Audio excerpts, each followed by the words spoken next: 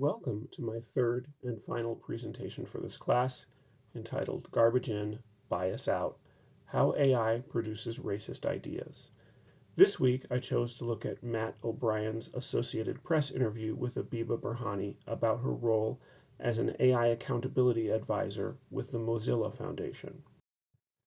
Burhani discovered a consistent lack of concern across the AI field regarding the type and quality of data that is being used to train machine learning models.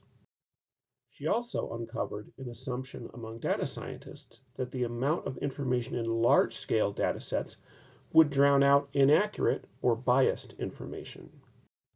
Instead, Burhani discovered that scaling these datasets also scales the problems that they contain, resulting in biases being amplified rather than muted.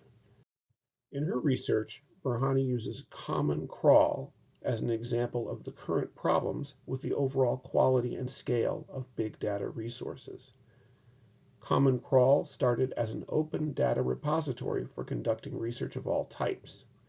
However, because of its ability to provide massive amounts of data for little to no cost, Common Crawl has now become the go-to resource for training generative AI models. Burhani is one of many researchers who have repeatedly pointed out the AI industry's ubiquitous and ultimately problematic use of what is known as the Common Crawl dump, wherein massive amounts of data scraped from the World Wide Web are ingested into a large language model for training purposes. According to these researchers, there are two major issues with Common Crawl data. First, Common Crawl typically limits its data collection activities to the most popular websites, which guarantees that almost all websites created and maintained by smaller, marginalized groups do not become a part of the organization's data sets.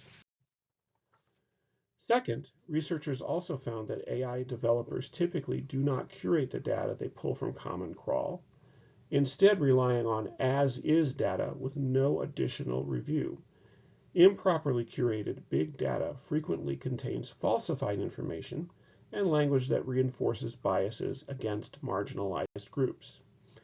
If the biases inherent in data sets like Common Crawl continue to be ingested into LLMs without ever being examined or addressed, AI will continue to produce results that are prejudiced in ways that cause harm to people in the real world. Burhani et al. Further note that including more data made the problem even more explicit, stating that one type of racism, involving offensive comparisons between minorities and animals, was replaced by a different, even more dangerous kind of bias when AI began to consistently classify minorities as criminals. At present, there is no large-scale solution capable of mitigating the data-driven racial biases of AI.